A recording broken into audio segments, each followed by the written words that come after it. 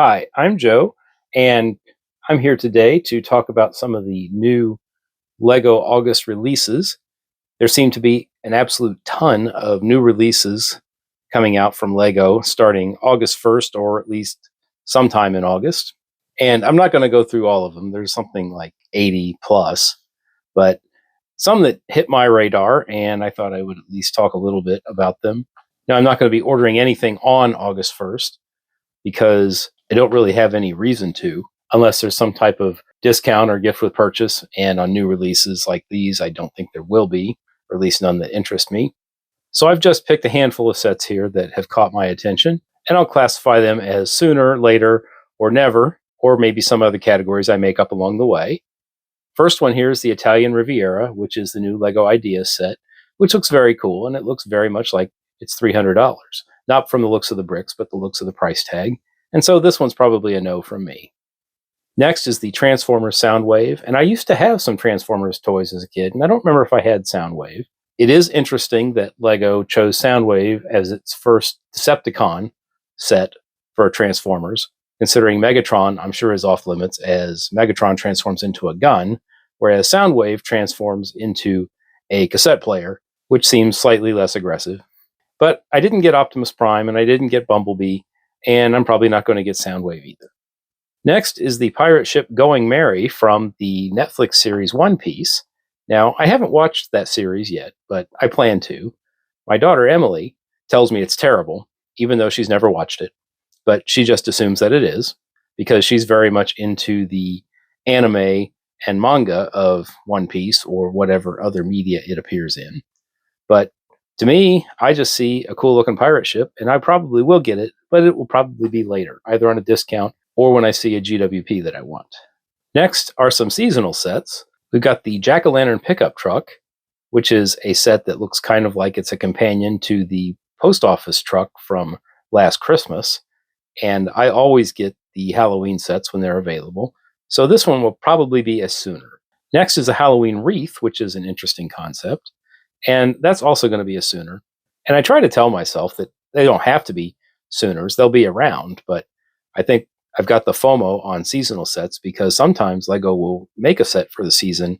And if you don't get it that season, you don't get it at all. Here we have the Creator 3-in-1 Unicorn Castle. And the word castle catches my attention, but all these colors don't. And so I'm going to put this one as a no, but maybe with an asterisk in case there are some cool rebrickable models for it. Next, we have the Batman Forever Batmobile. This would be the Batmobile from the third Batman movie, not counting that weird one from 1966. This is the one with Val Kilmer as Batman.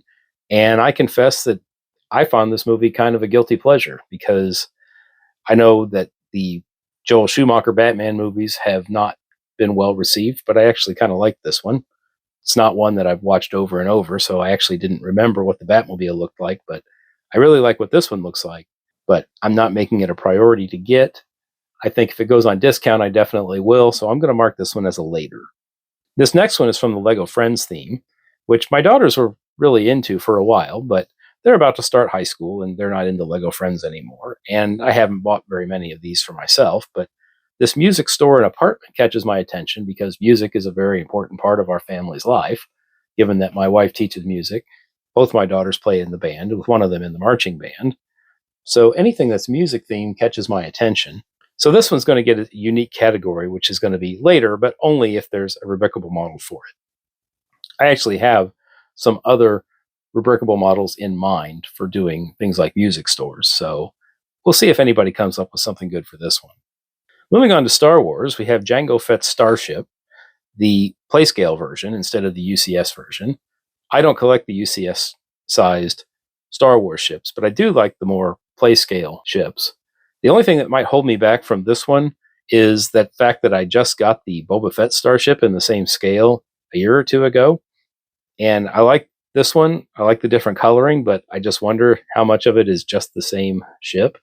So I'm going to mark this one as later. Another Star Wars release that interests me is this buildable K2SO, and this might be my favorite droid, at least my favorite droid character in the entire Star Wars franchise, which seems odd that K2SO is the funniest droid, but also in the darkest storyline.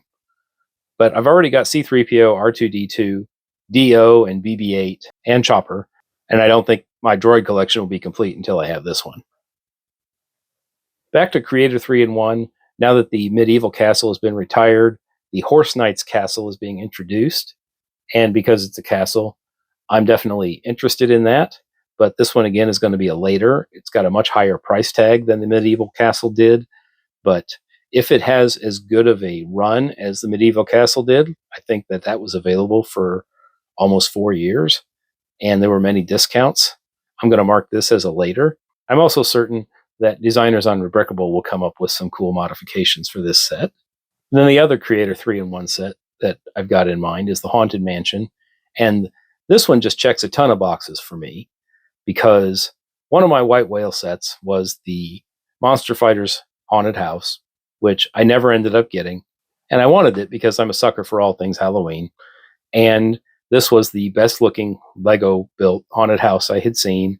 Now this Creator 3-in-1 set isn't nearly as built up as that Monster Fighter set, but it does have some cool minifigures, and it has tremendous rebrickable potential.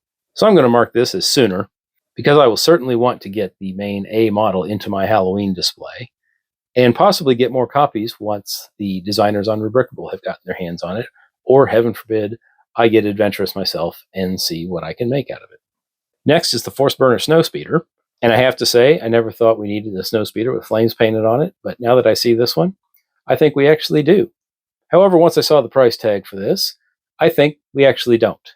So this one's going to be a later, and only if it's discounted. And the last one I'm going to look at here is the arcade machine, which is a very interesting build, and it's a very interesting category that LEGO has created in recent years.